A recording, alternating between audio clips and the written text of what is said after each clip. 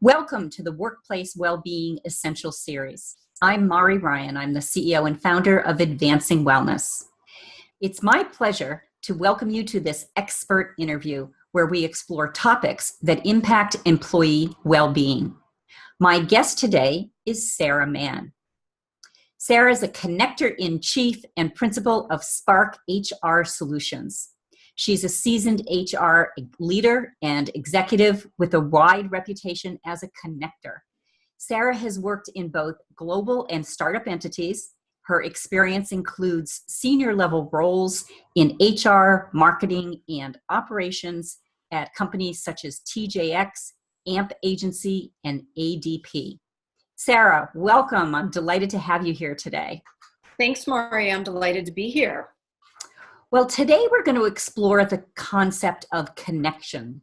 And connection is an important element. It's actually one of 5 basic elements in the concept and the model of well-being that we use. So our conversation will focus on a little bit around this idea of connection, how that works within organizations, and how it all comes together from the perspective of what employers are thinking about, but also what employees are thinking about. So let's start the conversation, Sarah, if we could, with talking a little bit about this idea of connection and social capital. So for our audience, why don't we just define that so we have some context to set for this? Okay. So social capital, so if you think about social capital, the way I think about social capital, we are really these days living in a relationship economy. So social capital is about who you know, who knows you, and how you engage with people for mutual benefit. That's my definition. If you were to look online, there's lots of formal definitions, but that's an easy way for me to think of it and to explain it to other folks. So that's great. All right. So in terms of social capital, so it's about who we know, who knows us, and that how we get to know people comes in many different shapes and forms. Sure. If we're thinking about it within an organization then, so does that mean we really need to be networking within our own organization? I think networking within organizations is highly valuable. I think networking outside of organizations is highly valuable, and there are rich rewards to be gained for everyone involved. Within organizations, one of the key benefits is feeling a part of. So there are lots of stories and articles about isolation occurring in organizations, and sometimes it's easy to see how that could come about. I can tell you at one point I was in a job where I was on conference calls from 8:30 to 5:30 most days. I was working in a small office. There weren't a ton of people in the office, and a lot of people worked from home.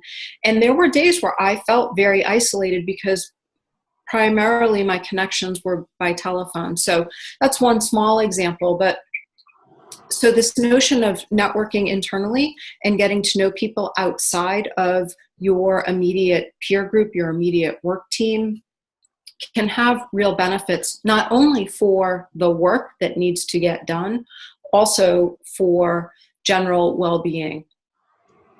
Yeah, I think about this, from the context of some of the work that we do when sometimes we're doing an assessment with a client and we ask questions about the extent to which there's this social interaction or connection exists within the workplace. And sometimes what we hear is we ask a question about what people do at their lunch hour.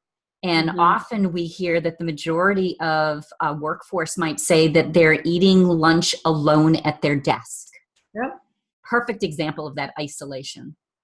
Perfect example of the isolation. And to some degree, I think that's a function of the way many organizations operate today, where people feel that they don't have the luxury, I'll say, of getting up from their desk and going, whether it's down to the cafeteria or out to lunch with colleagues, because most organizations run at such a rapid pace.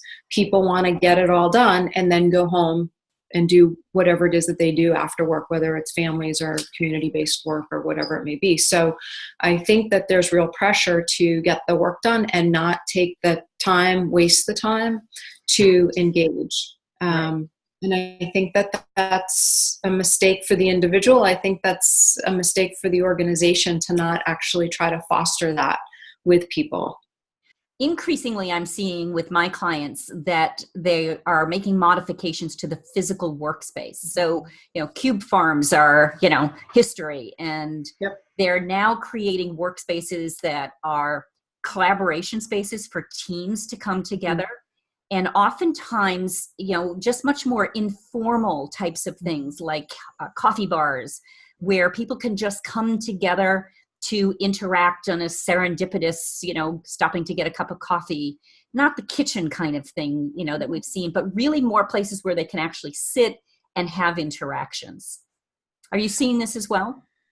Yes, I think that it is absolutely a trend. So I actually have a friend who does construction she's internal construction for a very large, and I'll say traditional, financial services organization. And one of the things that they are doing is just that, transforming their work areas. So there are more common areas. There are places for people to do work and collaborate. They are eliminating a lot of offices, and they put in a common area just outside the executive suite, so that when the CEO is going to the cafeteria or the little pantry area to get something to eat, that there's an opportunity to interact with both her as well as the rest of the executive team. So really breaking down walls, both proverbial and actual.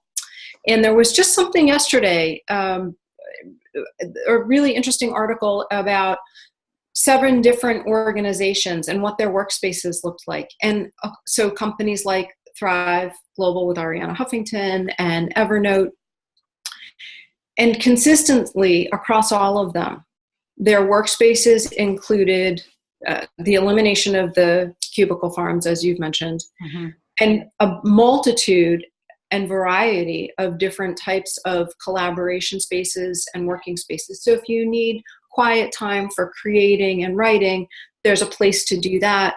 And if you need a place to go and brainstorm with others and have a team meeting with your peers, there's a place to do that. So I definitely think that organizations more and more are going that way.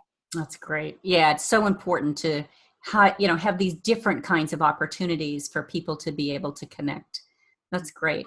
So when we think about this in this organizational structure, what role do managers play in helping their own employees make some of these connections and to start to build social capital?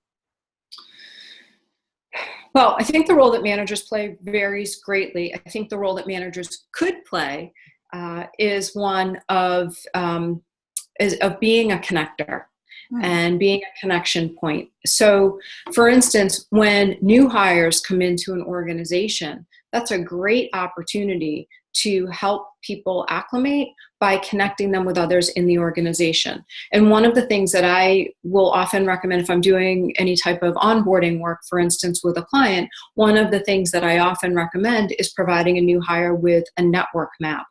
Typically, when new hires come in, we'll give them an organization chart and show them who's who and what's what, and that's important for sure. But a network map is different because this says to the individual, okay, based on your role and the type of work that you're going to be doing, here's a list of 6, 8, 12 people that would be really good for you to connect with early on and start to build a relationship with, so that as the work ramps up, you've got a baseline relationship already in place. You're not starting from ground zero. And then depending upon the organization, you can build that right into somebody's onboarding plan where you set those meetings up, or you just give somebody the list of names and have them go off. So I think that managers play a crucial role in helping to not only set that up, but also send the message that this is really important to your development. This is really important to your performance. This is something that the organization values. And we want you to do. We want you to spend time networking and getting to know others in the organization. I love that idea of a network map. That's really so different than, the traditional org chart. That's really, really a nice way to be able to help people understand, where the connections are that they need to be making. That's great. And it's not about level. Right. There could be an administrative assistant who's key to getting the work done, and that's somebody that you need to build a relationship with. So it's not about level, it's about role and function. That's excellent. Great idea. So we're hearing a lot more, or at least I'm reading and hearing a lot more about this whole topic of belonging at work. Yeah. And I'm just curious about, what role connection plays in this, and, let's explore this belonging at work a little bit. I think it's important. I think that there's something to be said for feeling a part of versus apart from. And I think that a lot of organizations are talking about diversity and inclusion.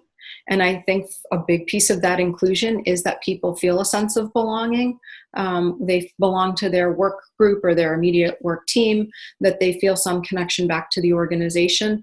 And that doesn't always have to be with a really large group of people within the organization, particularly for someone like myself who tends to be more introverted. That belonging can transpire and occur with a tight-knit group as well. But and Gallup talks about this when they in their engagement survey is do you have a best friend at work? And that's really the purpose of it is getting at that belonging notion. So I don't think that there's one prescriptive way to do it. I think it will look different for everybody, both on an individual level and an organization level. And I think it's really crucial, particularly around retention and engagement, because somebody feels like they don't belong and they don't feel a part of, organization's probably not getting the most out of that individual. Yeah, I would think it would be really an essential element to really keep people engaged and to retain them. Right. Yep. I mean, as human beings, inherently, we want to feel that we belong. It's just who we are as human beings. So it seems that it would be so critical to really have that level of satisfaction or even happiness within a job. If you didn't have that belonging, I don't know how you really could. Mm-hmm. Yeah. Connection is a primary human need. And when we show up at work every day, we bring our whole selves. We do not leave half of ourselves at the door. So that need for connection does not go away just because now I'm sitting at my desk in my place of work. And I think employers with strong cultures and smart employers will really capitalize on that and integrate that into their culture for the well-being of not only the organization, but for the individual as well. So that's just a wonderful way to summarize it. Thank you, Sarah. And if our audience wants to learn more about you and the work that you do, how can they find out more about you? My website is sparkhrsolutions.com, and I am also on LinkedIn. Great. Well, thank you again. This was really a delightful discussion. I love making the connection with you, and I hope all of our audience members enjoy this connection as well. Thanks, Sarah. Bye, Mari.